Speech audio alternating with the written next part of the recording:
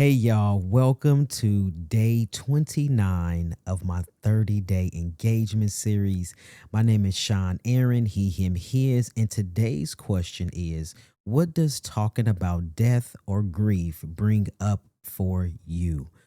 So I thought that this was a perfect topic to talk about, to close the loop as a black trans reflective series, right? We talked about legacy, we talked about anti-trans legislation, myths about trans men, misgendering in healthcare. We talked about transitioning later in life. We talked about everything that happens while we're moving and breathing around in this world. But what do we do when we're not here anymore? What do our loved ones and chosen families do with our bodies once we're physically not here anymore? Right. And so, to answer this question, I wanted to link it up with an episode of Dem Boys Podcast. So, for folks who have been rocking with me for this 30 days, thank you so much for coming back day after day to show me some love and support. For folks, if this is your first day, welcome. Please be sure to go back and indulge on all of the videos throughout this series. Find topics that resonate with you and be sure to check them out. Also, I ask that you engage in the comments. Be sure to share your thoughts and provoke other conversation within other folks within community. And so, for folks who don't know, I am the founder and executive director of Them Boys Inc. And so, Them Boys provides care and visibility to trans men of color, care in the ways that we provide financial assistance for trans men of color to obtain gender affirming surgeries, and visibility because I am also the host of Dem Boys Podcast. And so Dem Boys Podcast amplifies the voices of trans men of color as we use the platform to highlight our journeys and tell our stories about our lives to show that we're not monolithic. And it also creates an ancestral presence. So, to answer this question, what does talking about death or grief bring up for me personally? First, I'm going to plug in a couple of minutes of Them Boys Podcast, episode 78 with Patrick Cornelius. And the title of the episode was Loving Life and Facilitating Death. And so I will be sure to link the in the description. I'll be sure to link this video. That way, excuse me, let me go back. Let me slow down. I'm going to be sure to link this episode of Them Boys Podcast in the description below. So I'm just going to play a couple of minutes. And so, about from Patrick, and he's talking about death and what to do in ways that we can, as trans men of color, to prepare ourselves and our loved ones for when we die. And I won't sugarcoat it. When we leave this world, when we transition, I mean, when we die, when we're no longer here. And so I know that seems a little harsh, but it's a reality and a truth, right? Because it's absolute. And so for folks to know, meaning here in this realm of life, if you believe in somewhere that you go after, that's okay too. But I'm talking about life and death here. And so physically here. And so let me pay a couple minutes and then I'm going to share with you what talking about death and grief means for me personally. But I thought this was a great way to kind of like end this series with like preparing ourselves for other things after this life. So go ahead and listen. Saying like, live your life for you and not for other folks.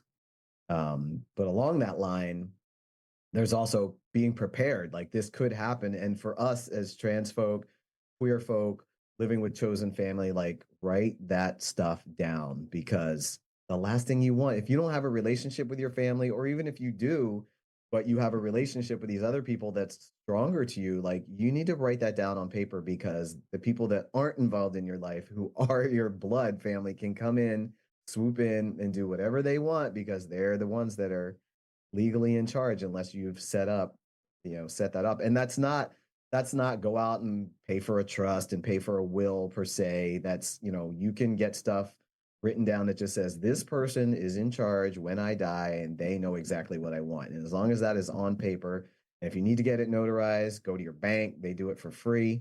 and make sure that those papers are where people can find them when, when and if something does happen to you. Because like I read that book, Stone Butch Blues, a long time ago, and the only thing I really remember from that book is a friend of theirs who was very masculine presenting. I don't know if the person was trans, but they died. Their parents came in because there was no blood family, and they like dressed this person in a dress and put them in the casket, and all their friends were just mortified because they were like, that's not who that was. But their family came in and they're like, this is our little girl, this is how we remember her. And that So, Patrick tagged in a few little nuggets within this. And so, Patrick is a funeral director. And so, his episode was really great. And so, earlier in a couple of days, we talked about transitioning later in life. Not that Patrick transitioned later in life, but he is older, in his 50s. And so, he comes with a lot of wisdom and a lot of experience. It was a really great episode. I really had a really great time. It was a pleasure sharing space with Patrick. And so, what does talking about death or grief bring up for me? Well, first of all, when I was younger, I never liked to talk about it. I was fearful of death.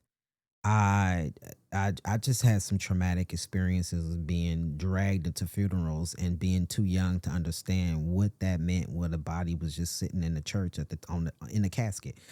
I was mortified. So no one ever really explained to me. It's just like, my mother was religious. So it's like, oh, that person went to heaven or hell. I was like, well, how the hell do you know? You ain't there. But anyway, and I had an aunt that would be like, oh, if their face is smiling when they're in the casket, that mean they're in heaven. But if they don't have no expressions or their faces frowning, that mean they're in hell. Listen, I don't know if that's true or not. I just know that's what I was told. So I was always looking over the casket, looking at the face. Oh, they not smiling. Oh, they in hell. You know what I mean? So I always had like this reaction to it, and it was never good, right? And so when I talked a couple of days ago about legacy and creating a legacy for my family, and so to me, I feel like it's important as I age now, to talk about death because it's important. I also talked about life insurance a few days ago. So if you listen, remember that episode, it was about defining safety beyond the physical. It was in that one. That was day 23. And so what death means what it means, what it brings up to me, it brings up a reality. I feel one thing that I feel like if one as you get older and as I'm getting older, I really have learned the difference between life and death because I think when you're young, you don't understand death really, right? Because all of your friends you see every day, right? You see your aunts and uncles and cousins and you go to school with the same friends for 10, 15 years. And so everybody that's in your life is alive and well that you just know of right now in this moment. But as you get older, right, you start to see grandparents die, parents die, friends die that you work with 20 years or whatever, right? You start to see the ends of relationships because of death. And so it brings a different awareness to you of like, yo, life is short, right? Life is really short. And it's about being prepared. I know I used to date someone a long time ago, many, many years ago. Rest in peace to her because she is no longer physically here. But we used to talk about that, what to do with our bodies when we die, right? And I used to be like, she'd be like, what you want me to do with your body when you die? I was like, well, all I know is don't let my mama and none of them touch me. They cannot take possession of me. I was like, because if they put a dress on me, I'm going to roll off that that stainless steel table. And we used to laugh and joke because it was funny, right? But I would ask her the same, like, what would you want to happen with you? And I will say that, when she died, her wishes were not granted either by her family. And so just knowing these things of like, for me, it's a reflection of, for one, just like Patrick said, of getting your stuff together. Whatever getting your stuff together means for you. He mentioned writing down a letter so that your folks know who is in charge of you when you're dead, right? Who can take possession of your body, who can make arrangements for you, who can get you dressed, right? And as a black trans man, I do not and I personally don't want a dress put on me because I don't wear dresses when I'm alive. But if I did, that would be okay, but I'm not. So I don't want somebody putting no lipstick on me and putting me in a dress and putting a bonnet in my hair and a little beret. And I mean, I don't know where a beret would go, but I don't know, right? I don't want somebody shaving off my beard and my mustache and putting on lipstick. They say it as putting lipstick on the pig, right? You're trying to cover stuff up. That's what that would be. Would be putting the lipstick. Fuck a pig. It'd be a boar. It's like putting lipstick on a boar, right? So to me, it means preparing myself. So I talked earlier about having life insurance. I also have a kind of like a will that I had notarized. Patrick mentioned that. And so in my will, it says who can take possession of me, who can make arrangements for me. Right. Also in my life insurance policy, I have it named that who is my beneficiary, who is the second beneficiary. Right. I know people who have family, like even their parents that have died, and the life insurance went to somebody that they ain't talked to in 20 years. Why? Because they didn't take their stuff seriously. I don't know if they thought they were going to be here forever, or they just put it away and was like, I'll get to it the next day, I'll get to it next year or the next year. And next year never came. And so this person that they had no relationship with anymore got their life insurance policy. And so it's just about making sure we make those arrangements and making sure that we are prepared, right? And so making sure you have somebody that can look after you, look after your well-being, look after your stuff. You know what I mean? Like, you don't want someone that you haven't talked to. If you're excommunicated from your family and your family swoop in and say, oh, we're going to take all of this stuff out of his apartment or their apartment, but you've been living with a significant other, a loved one in an intimate relationship for 15 years, and they can just come in and just, you know what I'm saying?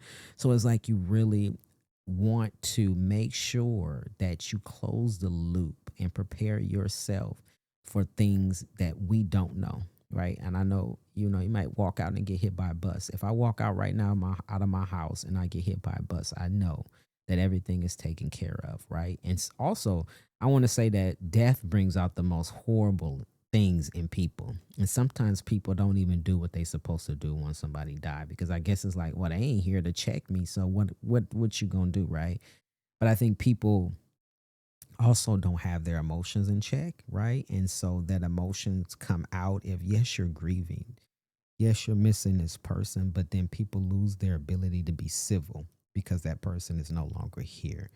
And so to me, death and grief brings up some rough emotions, because I don't want to think about not being here, not being able to see my loved ones, not being able to watch my granddaughter grow, or not being able to, see my son or text him that I love him, or not being able to participate in Thanksgiving dinners or birthday parties, right? Or vacations, right? But the reality is one day we will not be here. And it is about, as trans folks, what are we doing to prepare ourselves? And so for me, it just, it doesn't really bring up much for me, really. It just, not talking about it doesn't bring up that strong emotion that it had before when I was in survival mode, because I was in survival mode and I hadn't figured everything out yet. So I then was like, I'm not, how they in movies, it's like, I'm not ready. I'm not ready to die. Like, I wasn't ready because I really wasn't ready. Right. But I think the more you're ready and more you're prepared, the easier it is to talk about. And I'm not talking about the love you have for your family and loved ones and, oh, I'm going to miss them. But it's easier to talk about the process and what should be done and what people should do, to close the loops for all of your responsibilities and things that you have, right? Even for me, like, I have a spreadsheet with like all of my stuff that, folks may need to access: passwords, usernames. Maybe it means getting organized in that way for yourself, right? And so I would love to know, if you've listened to episode 76 with Patrick, what were your reflections? What were your thoughts about the episode? If you haven't listened to it yet, be sure to click on that link in the description, and it will take you to the episode where you can listen. And while you're there, you can listen to some other episodes too. So, anyway, once again, my name is Sean Aaron. He, him, his. Today is 29. Tomorrow is 30. And it will close the 30-day reflection series because it'll be the last day. So, Please come back and join me for the last day of this reflection series. See you tomorrow.